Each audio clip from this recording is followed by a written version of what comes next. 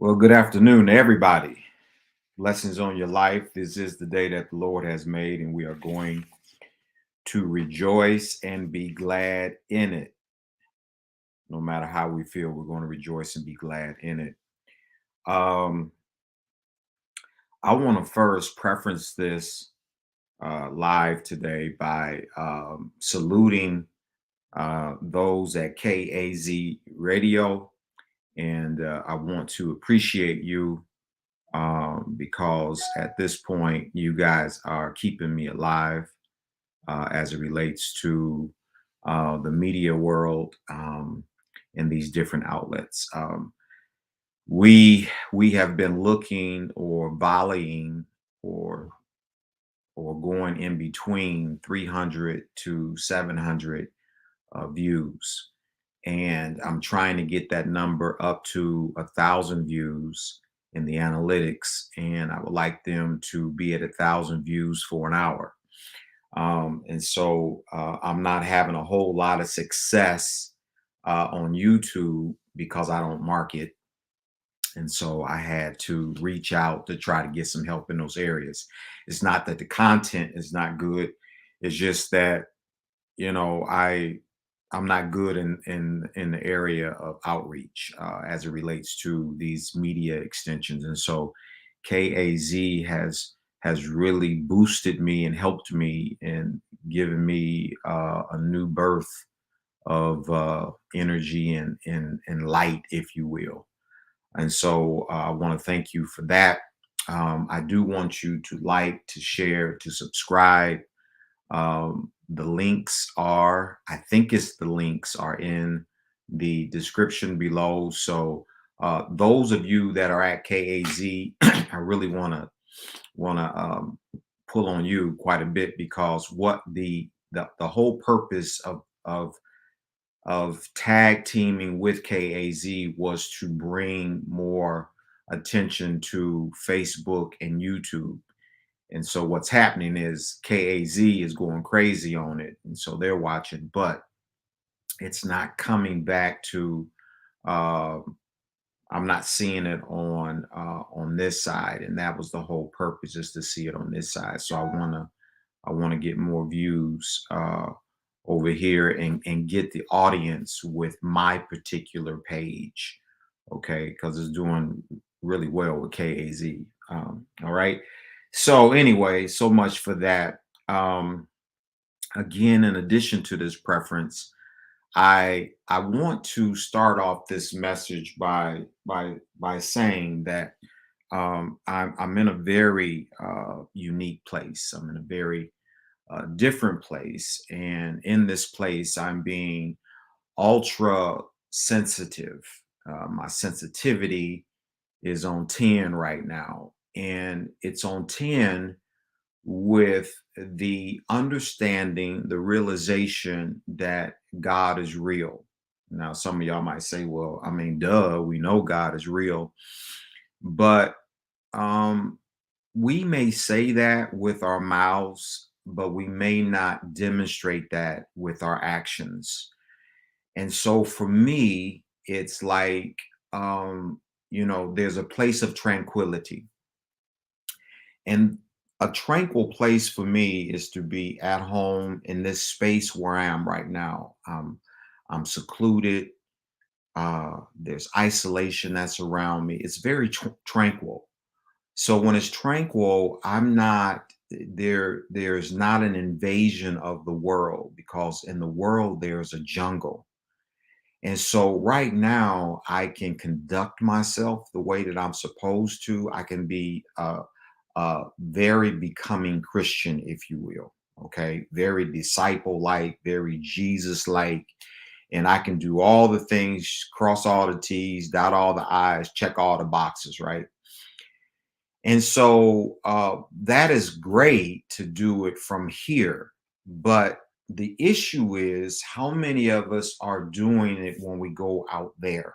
When we go out there. And this does not have to be a place where there's blatant sin. I don't mean that. I don't mean it to be very obvious.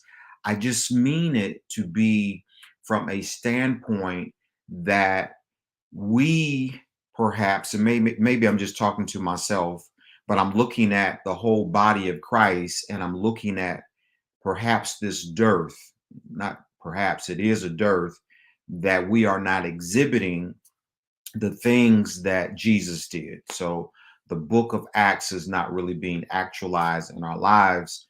And I'm on a quest to figure out why. And so the Lord is speaking to me, and He's taking me to these places first. You know, it's for me, it's to me first, and then to everybody else. And so as I look at this, I posture myself. I'm analyzing myself in this particular place, and I'm saying I'm doing pretty good.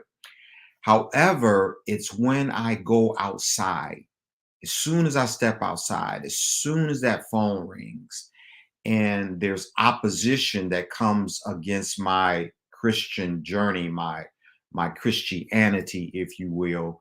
Now I still have to be just as aware, just as sensitive, just as obedient to God as if it was when we are in that place of tranquility, in that place of prayer.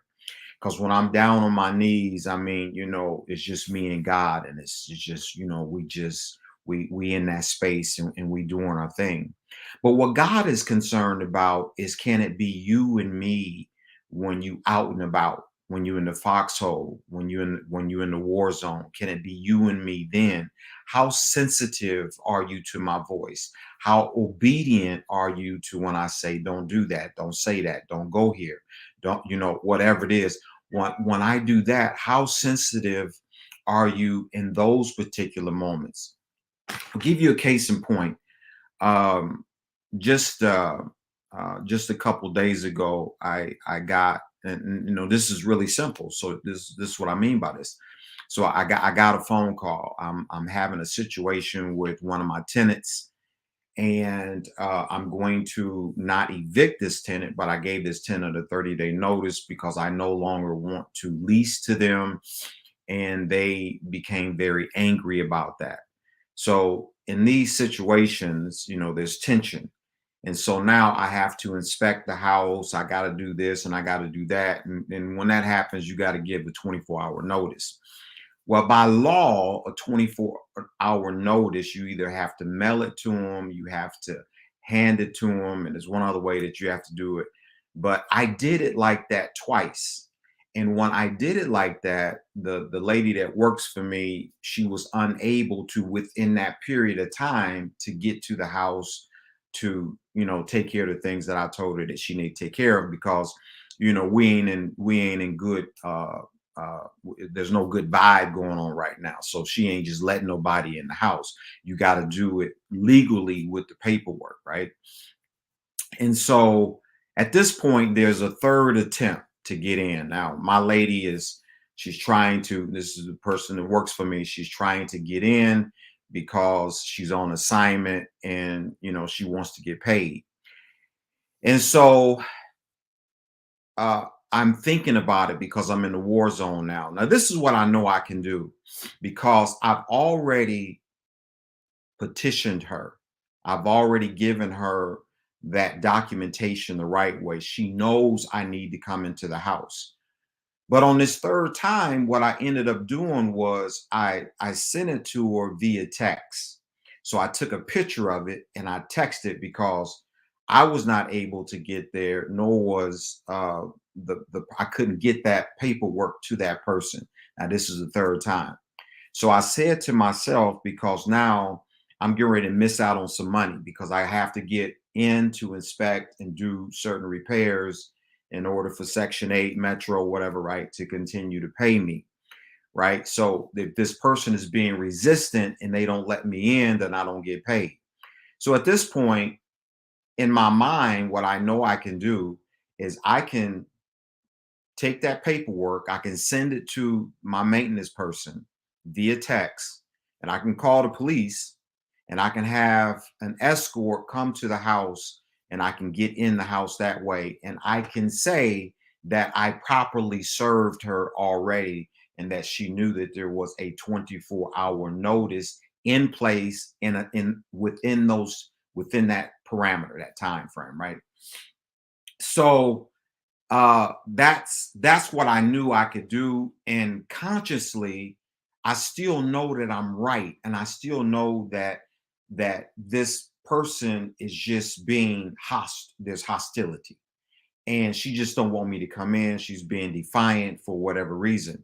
And so I can play the game because I know the game. But I'm in a place now where God is taking me higher. What is that going to mean? It's going to mean that I'm going to have to forfeit some money it's going to be abated. So now the longer it takes me to get this work done every day, it's an abatement to my money, right?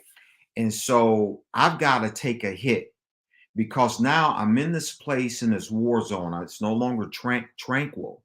Now, understand, because a lot of us, we're trying to figure out where's the bottleneck. And what God is saying is, even when you make those phone calls, even when you get those text messages back, even when you listen to those voicemails and they cussing you out and they doing all that, can you still hear me? And so with all that going on, what I heard God say was, I know that you know how to do it to circumvent, but I don't want you to do it like that. Even if it's going to cost you, what you're going to have to do is you're going to have to follow the legal protocol. And I'm going to need you to go down there, or I'm going to need you to get that paperwork to somebody else to properly post it. Now, to me, that don't make no sense. Okay, because she knows she's wrong. She knows that I got to get in there, all that. It don't matter because with God, you got to take the high road. This is what I mean by being in the jungle. And so now God is saying, but did you hear me? It was a small, still voice. But did you hear me? Right after I got a text message, right after I got a voicemail. And I say, well, I can fix you. And so now I'm just trying to say, that's not much. That ain't like I'm going out, I'm sinning. Ain't like I stole something. That ain't like I went out and I murdered and all that kind of stuff. It ain't like that. I didn't go out and smoke a joint. I didn't go out and I wasn't out just doing illicit things and all that kind of stuff. Things that you can look at as sins of commission blatantly, right? And this would be maybe halfway in between like a sin of omission because in my mind it's not totally wrong, but it ain't totally right.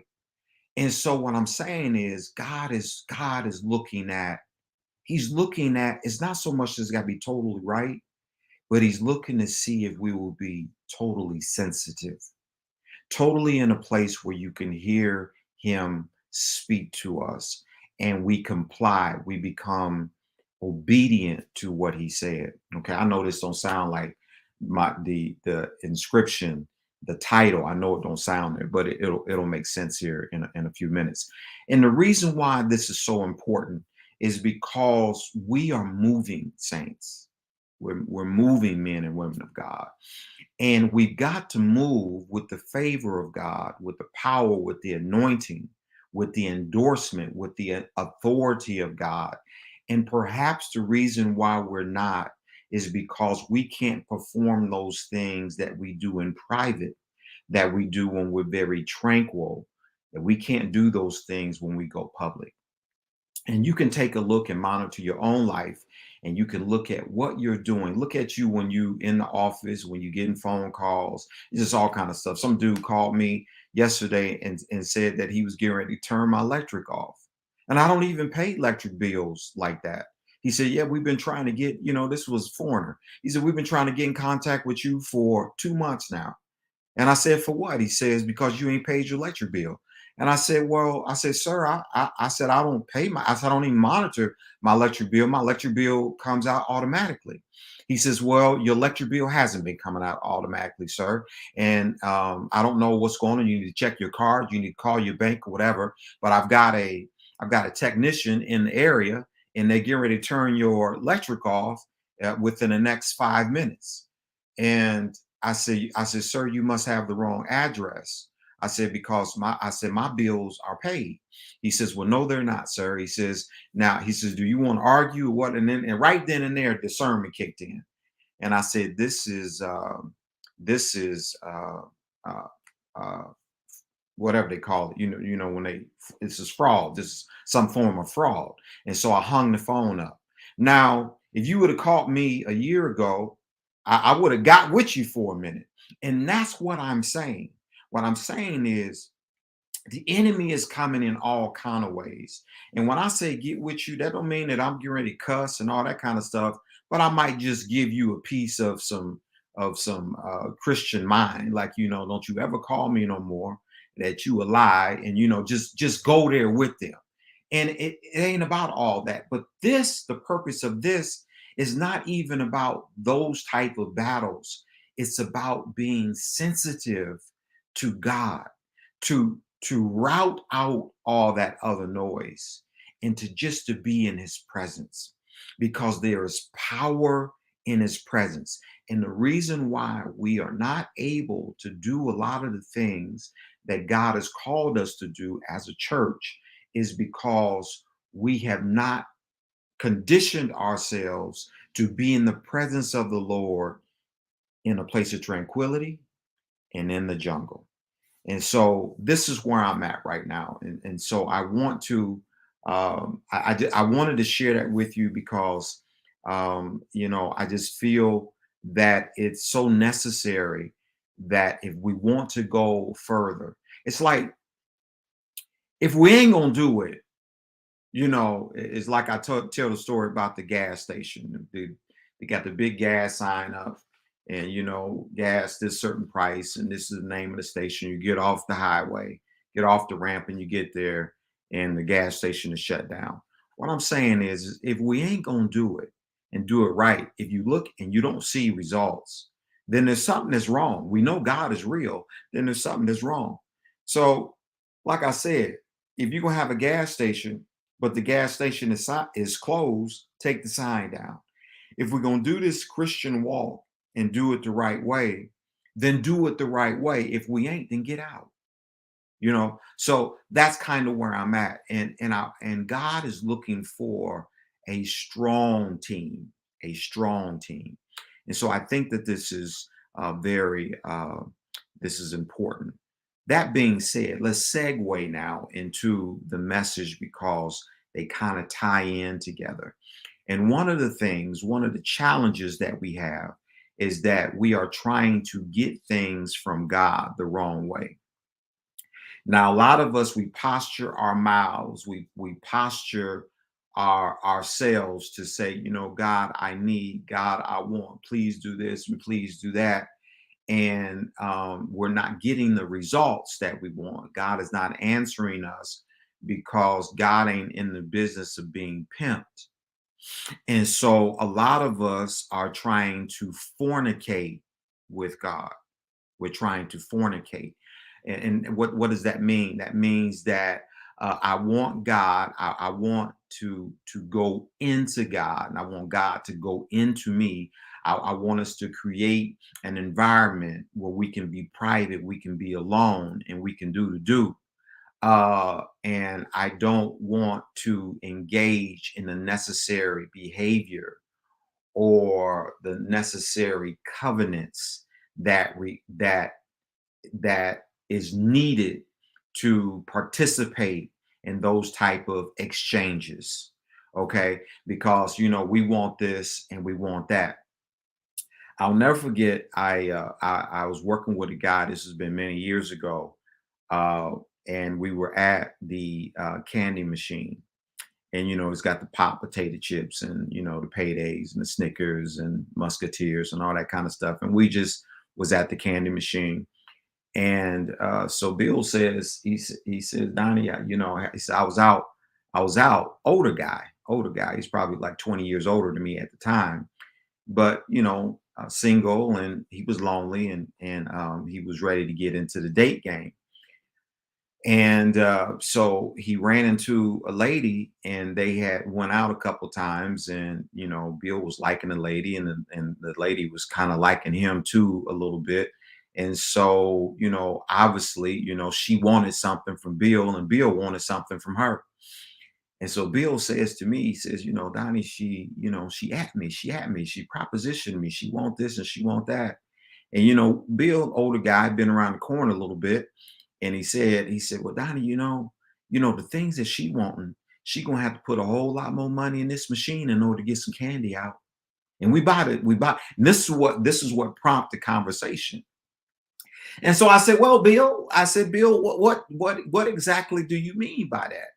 And he says, well, she want me to do this and she want me to do that, and that's going to sweeten her life up. He says, but the issue is that it's going to require more change. So in other words, we buy the candy machine, and if you want a Snickers bar and you put 15 cents in there, the candy machine is going to say more change, please, more change. If you want to get this sweetness out of the machine, you're going to have to put some more change in there. And so where Bill was at, he says, Donnie, I don't mind. I had it to give, just like God. I'm going somewhere.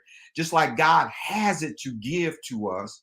But he's saying that in order for me to give it to you, it's going to require more change, because I want to give it to you. I mean, we in the room together, and I want to be in this relationship with you, but I'm too wise of a cat to get scratched by a kitten, and you can't just come at me like that. What you're saying is that you want me just to give you something, and I don't know you. Want me to give you something, and I ain't married to you. You want to fornicate with me. You want to fornicate.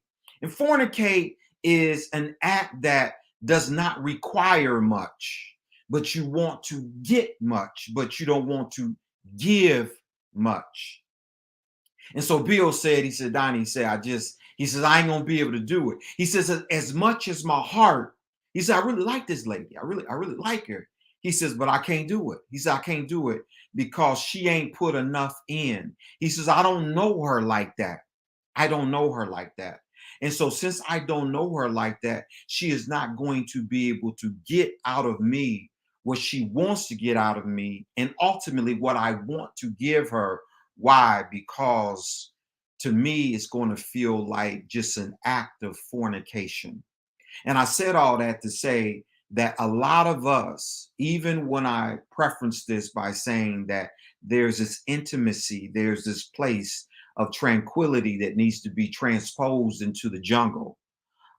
There's this place where we can hear God and we respond to God and we are obedient to God and we're getting to know God, but we can get to know Him and hear Him and be obedient to Him in this place of tranquility. But God is saying, well, that's great.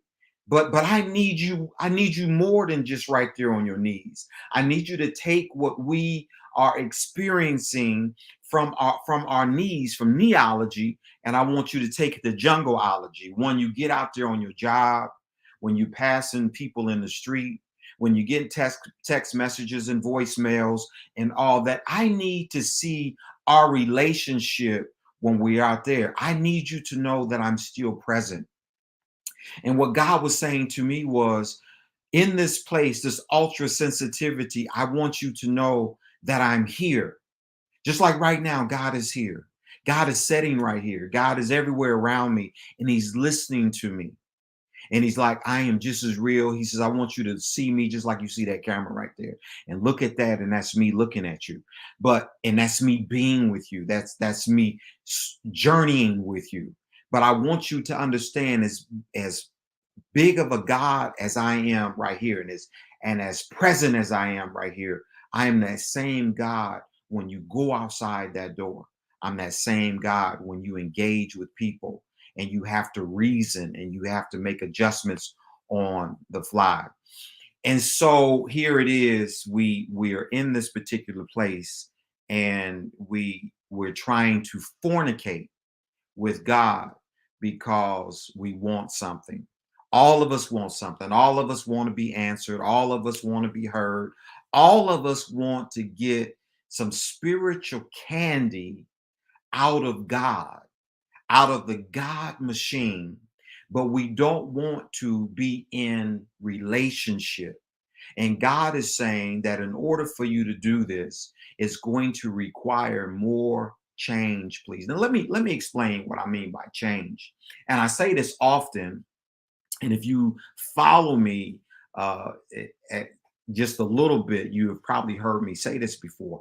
I often reference Noah, and I talk about Noah from the standpoint that Noah preached and he preached and he preached and he only preached to a few people. And he was saying it's gonna rain, it's gonna rain, it's gonna rain. And when Noah was saying it's gonna rain, Noah was not talking about water, nor was he talking about raindrops. Although water and raindrops was going to come. But it wasn't the water or raindrops that he was trying to communicate.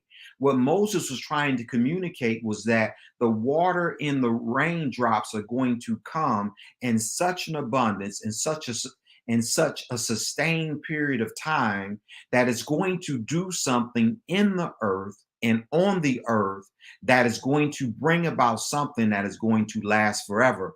What is that? It's going to bring about change. It's going to bring about change.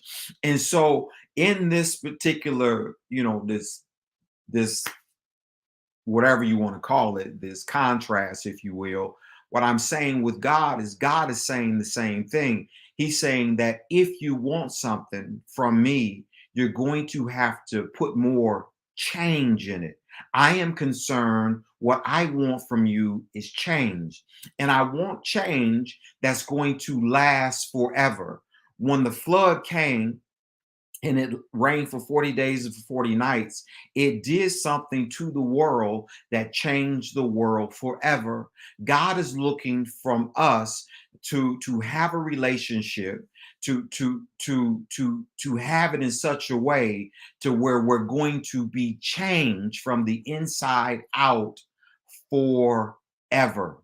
Change forever. That's what God is looking for. So he's saying, okay, you want this from me? You need a new car, you need a house, you need a new job, you need more income, you need this, that, and the other. You need peace in your life, you need hope, you need joy, you need all that kind of stuff. You need to hear my voice, you need a revelation, you need all those things. And I'm here, I got it. I really want to give it to you. But how's your heart pitched? How if I give it to you, can you handle it?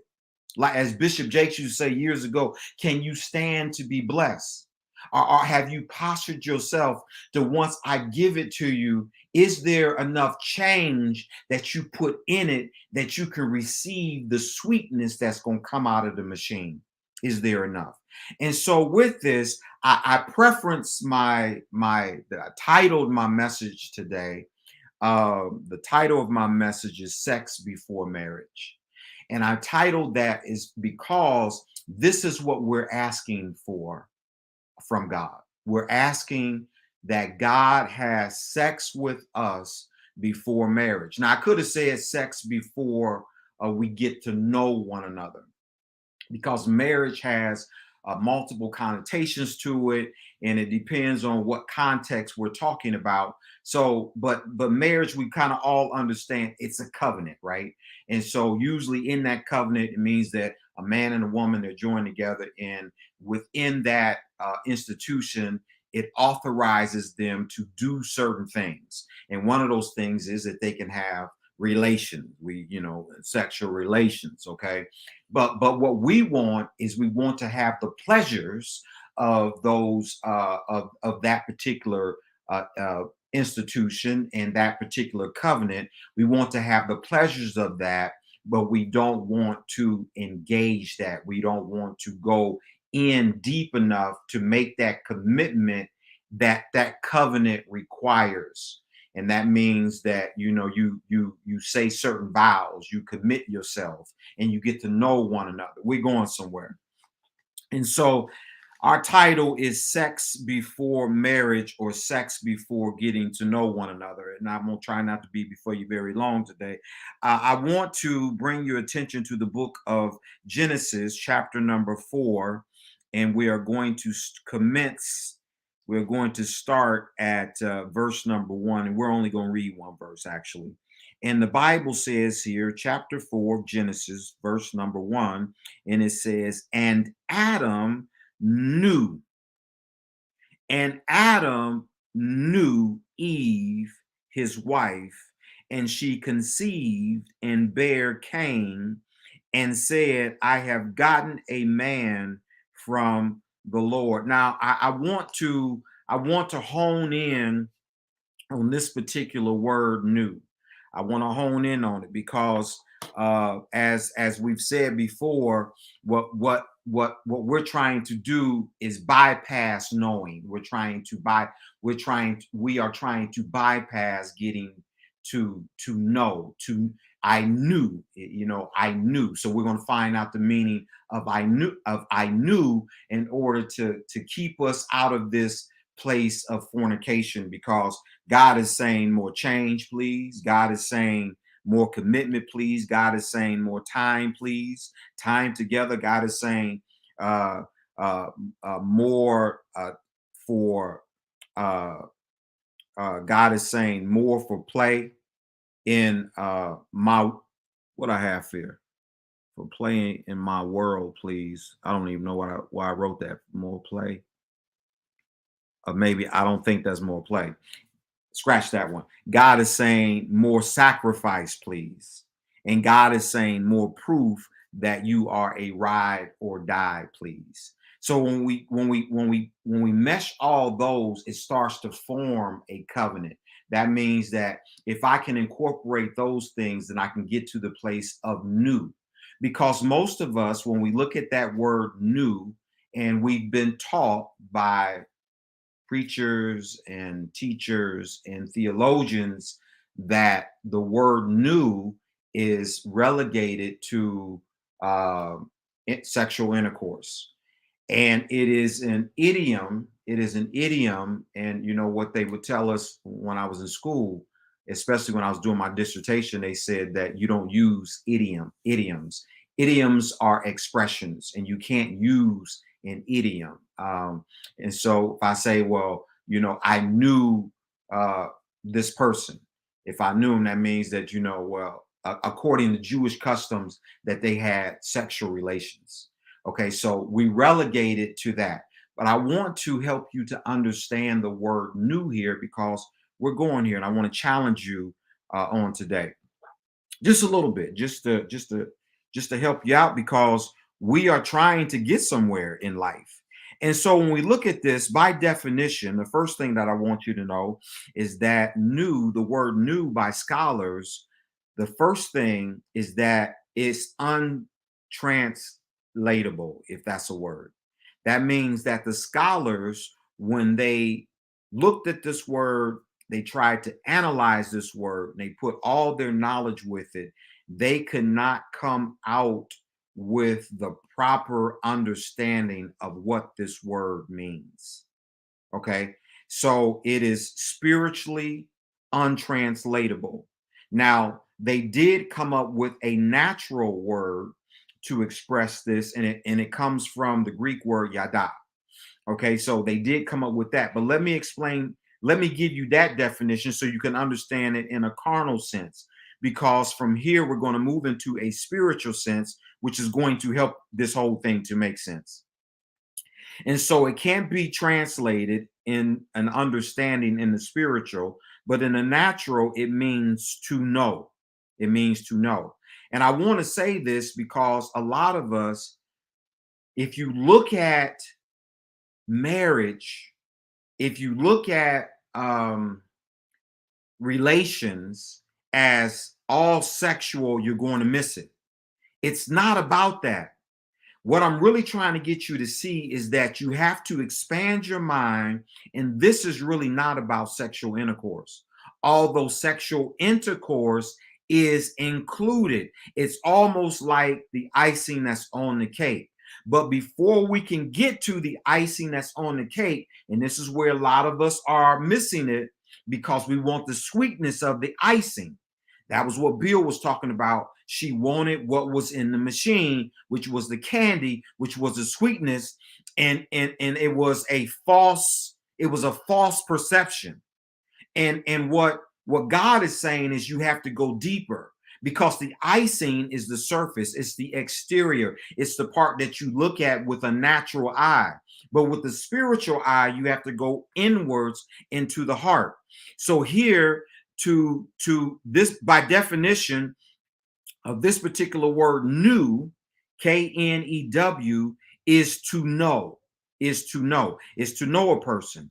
It is to learn to know, not just to know them, but to learn to know. Now that kind of puts a little damper on the when we spend time together, because a lot of us, it's like we in this space, and I got the hots for you, you got the hots for me, ain't nobody around, I'm sweating, you sweating, I'm vibing, you vibing, it's a bed right over there, or a couch, or the floor, whatever, or however you do it, or whatever that is, right? And so you saying, well, let's just go ahead and take care of business, only to find out that once you do that and you get up, you feel like crap, and 10 times out of 10, the relationship goes that way. Why? Because you didn't get it, you didn't give the opportunity, you didn't give it a chance to get to know, to get to learn to know. You have to learn it. Not knowledge has to be learned.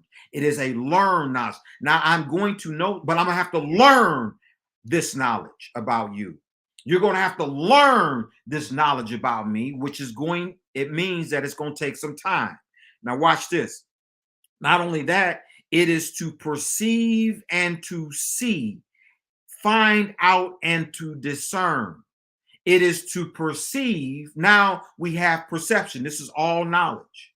Because in the New Testament, I'm in the Old Testament. I'm gonna get to the New Testament in Philippians 3 and 10, where Paul says that I may know, that I may know. No, the Greek is nosko, epignosko, not it's nosko, gnosko, epignosko, and prognosko. Okay, so we'll get to that particular part, but now we start to get into perception. So now it is, but we're still in the carnal part, but it's still to perceive. Stay with me. So we want to know, we want to learn to know, and then we're going to perceive. That means to observe what you see. That means that I need to be around a person long enough to observe that what I'm perceiving, or what you're giving me, the perception that I am getting from what I'm seeing, is sending me a message, and I got to encode that. I can't ignore it. I'm perceiving now because I'm seeing something. It's right in front of me, so I can't ignore what I see. But the only reason why and when did I talk about that? I talked about that, I think, was Sunday or Sunday before last. When I was dealing with what was I dealing with? I forget now what it was, but it was ignoring what was before you, to ignore. I forget exactly how I put it. Last Sunday, the Sunday before, but it was to have something. Right? Oh, I was talking about ignoring the signs. That was not Sunday. That was a Wednesday. To ignore the signs. So it's to ignore something that is blatant. There's an 8-sided octagon, and with the 8-sided octagon, it has 4 letters or an inscription that says stop, and you see stop on it, and you see it, and you perceive.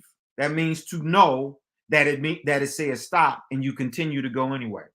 You go through the stop sign, and when you go through the stop sign, you end up getting a ticket, or if you don't get a ticket, you might get into an accident. Whatever it is, on the other side of the stop sign, if you don't obey it, it's concerns. It's concerns. There's trouble on the other side.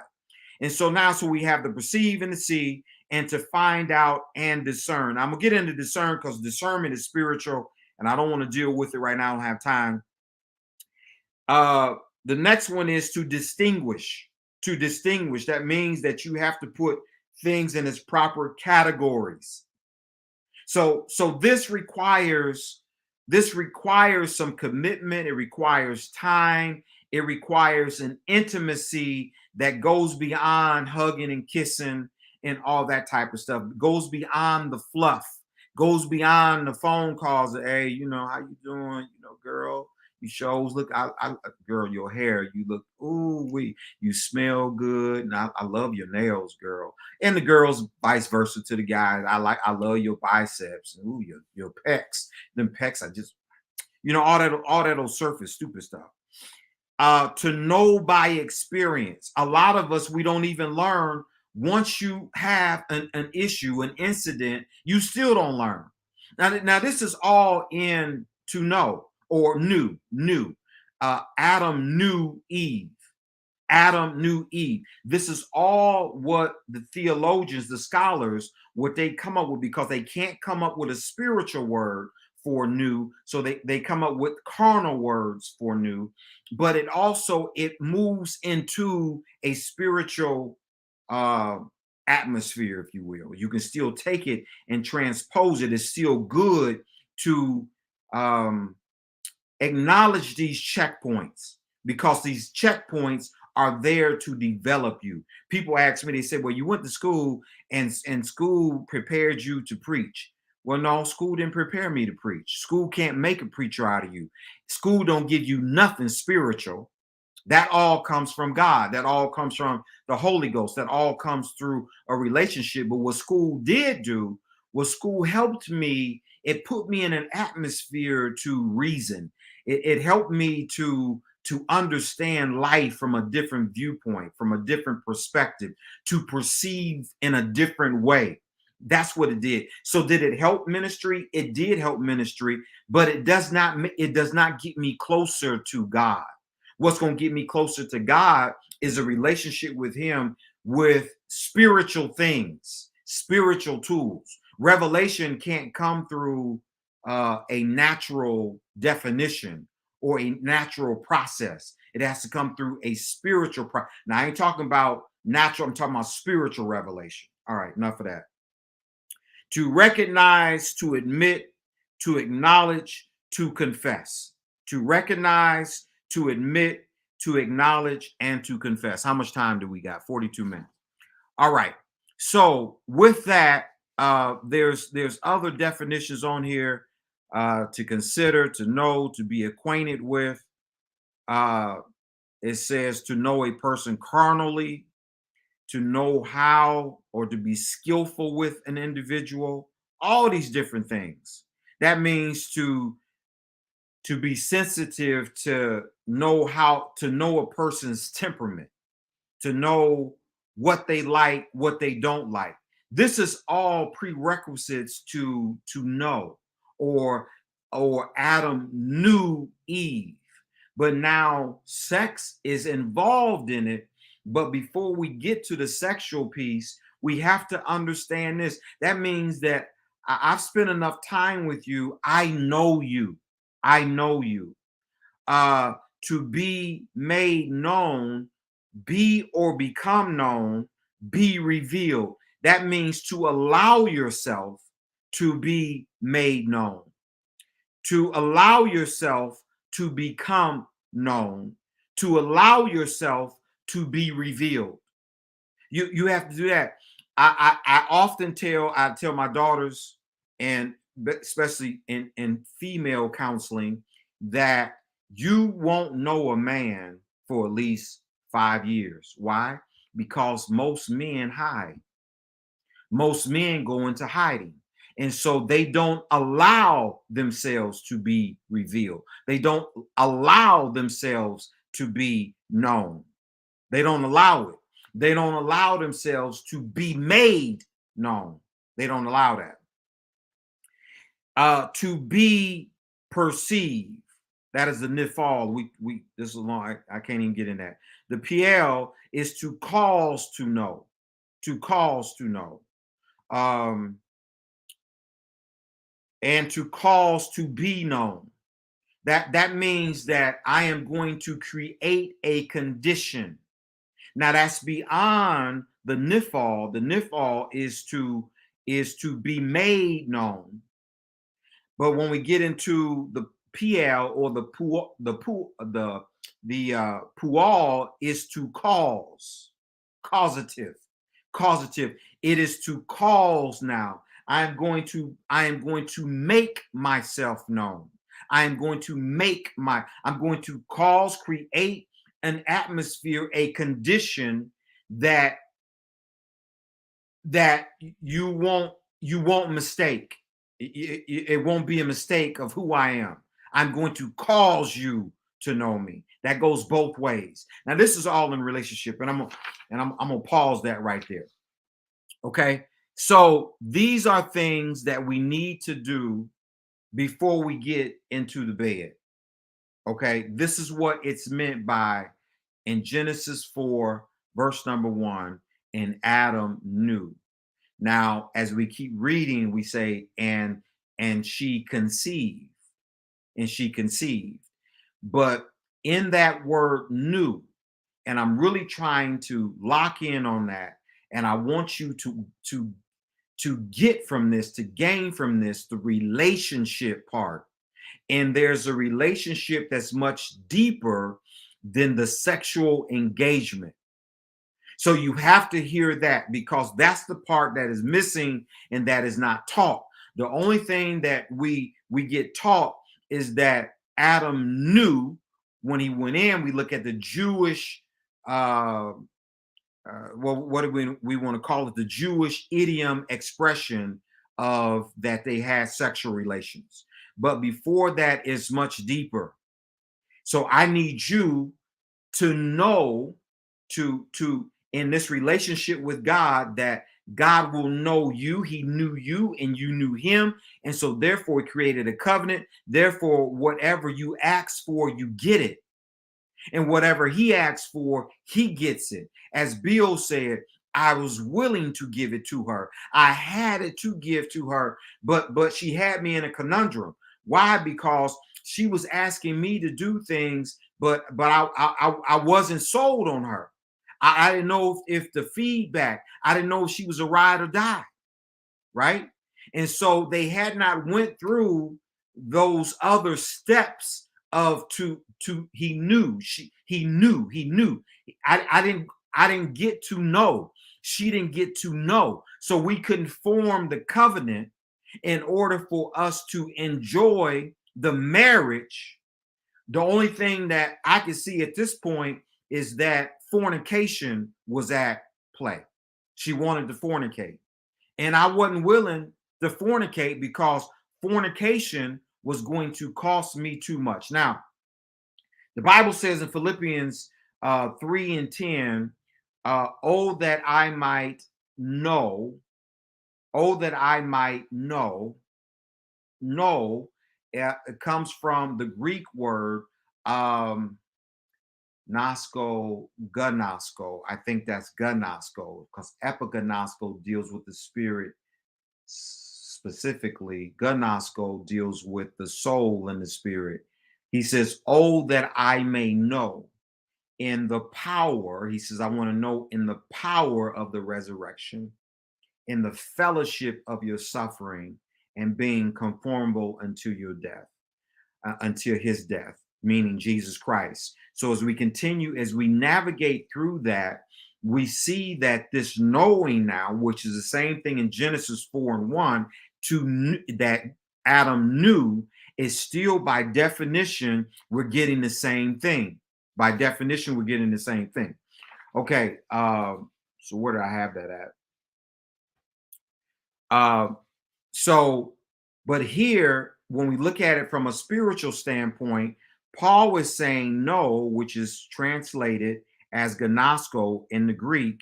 It means to learn to know. So we're hearing the same thing, but now it's spiritual. The reason why I'm saying spiritual, because he's saying to know Jesus the Christ in his power, resurrection. Okay, those things are spiritual. Power, resurrection, fellowship of suffering. Those are all spiritual things that we move into that don't have nothing attached to it. Fellowship of his suffering, that don't have nothing attached to it that's yummy. Now, power of his resurrection in some way does, if you think about it in a carnal way, but we're not looking at it carnally, because we know in order to get there, you got to die to be resurrected. Okay, so that's the power of the resurrection. We're still talking about this thing right here being put to death, and then at the end, the fellowship of his suffering.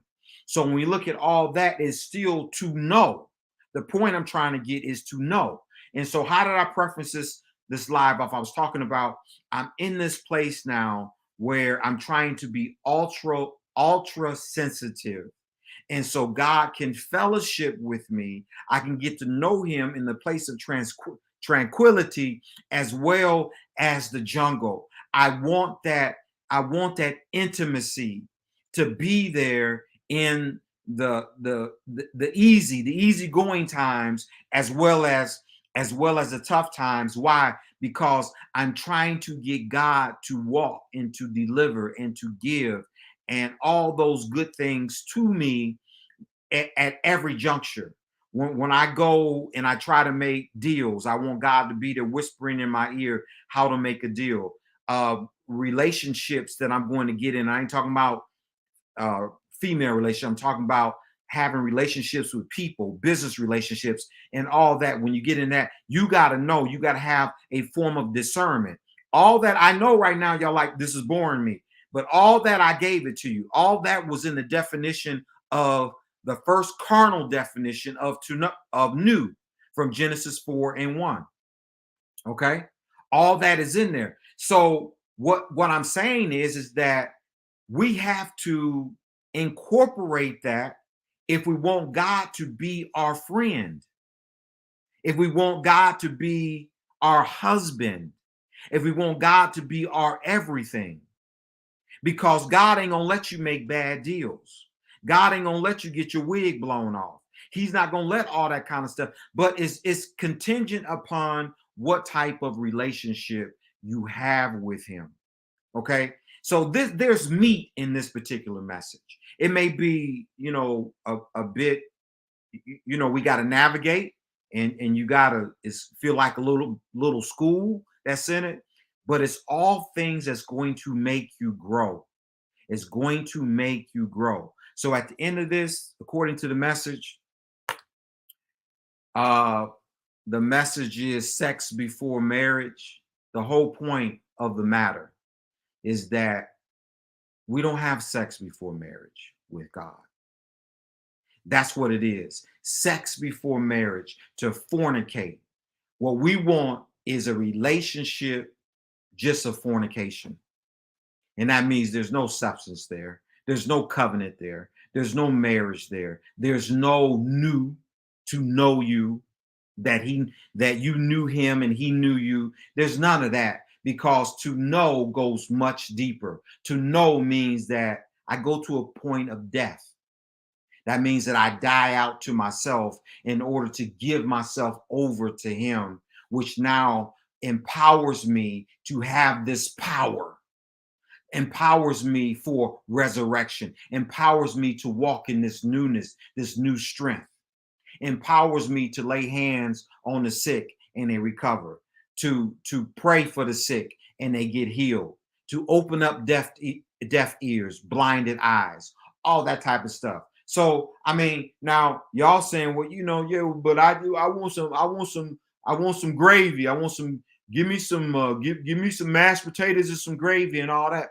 Well, as Dr. Fields say, how's that been working for you? As I said, if we're gonna do it, let's do it. If we ain't gonna do it, take the sign down. One or the other. Again, I want to appreciate KZ Radio for showing the love. 300 to 7, averaging 300 to 700 views, and that is incredible. I so appreciate that. But I do want to see that translated over to my page. The whole purpose is, again, to get the folks to my page. But obviously they know how to do it on their end, and so they can get the views over there. But I'm trying to figure out how to get the views over here, right? So the content is there.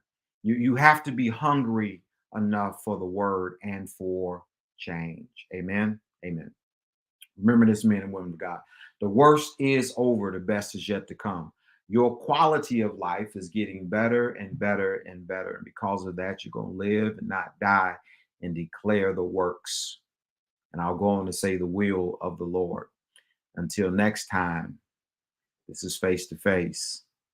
Until we meet on Sunday, keep living. Don't die. Live.